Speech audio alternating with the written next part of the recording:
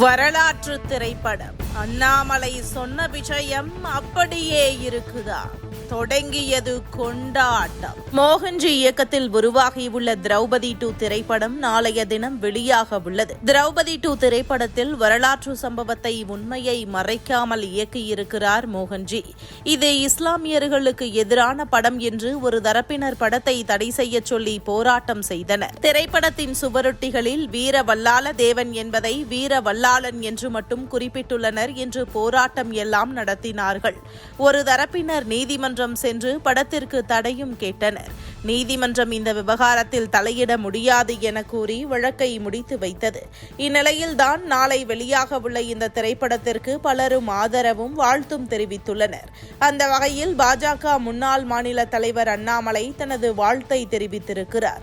அதன்படி அன்பு சகோதரர் மோகன்ஜி அவர்கள் இயக்கத்தில் திரௌபதி 2 திரைப்படம் நாளை வெளியாக உள்ளது மகிழ்ச்சி அளிக்கிறது. தமிழகத்தின் வளர்ச்சிக்காக அயராது உழைக்கும் மாண்புமிகு பாரத பிரதமர் நரேந்திர மோடி அவர்களை வருக வருக என வரவேற்கிறேன். புண்ணிய பூமியாம் நம் திருவண்ணாமலையை தலைமையிடமாக கொண்டு 14ஆம் நூற்றாண்டில் ஆட்சி புரிந்த மாமன்னன் வீர வல்லாளர் வாழ்க்கையை அடிப்படையாக கொண்டு உருவாக்கப்பட்டுள்ள திரௌபதி 2 திரைப்படம் மறைக்கப்பட்ட வீர தமிழ் மன்னர்கள் வரலாற்றை வெளிக்கொண்டு வரும் ஒரு புதிய முயற்சியாக அமைந்திருப்பது மகிழ்ச்சி அளிக்கிறது.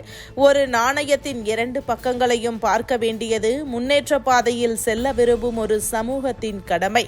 அந்த வகையில் சகோதரர் மோகன்ஜி அவர்களது திரைப்படங்கள் சமூக அக்கறையுடன் குறைகளை சுட்டிக்காட்டி சுயநலத்துடன் செயல்படுபவர்களை அடையாளம் கண்டு புறக்கணித்து மக்கள் அனைவரும் ஒற்றுமையுடன் இருக்க வேண்டியதன் அவசியத்தை வலியுறுத்துவதாகவே அமைந்திருக்கின்றன.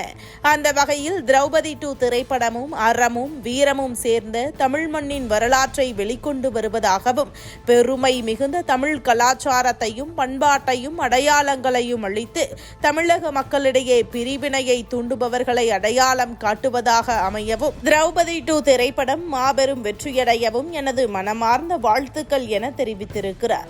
இதனையடுத்து நம் முன்னோர்களின் வீரத்தையும் மக்கள் நலன் காக்கும் ஆட்சி முறையையும் காட்சிப்படுத்தியிருக்கும் இப்படத்தை விரைவில் திரையரங்குகளில் காண மக்களும் ஆவலுடன் காத்திருக்கின்றனர்.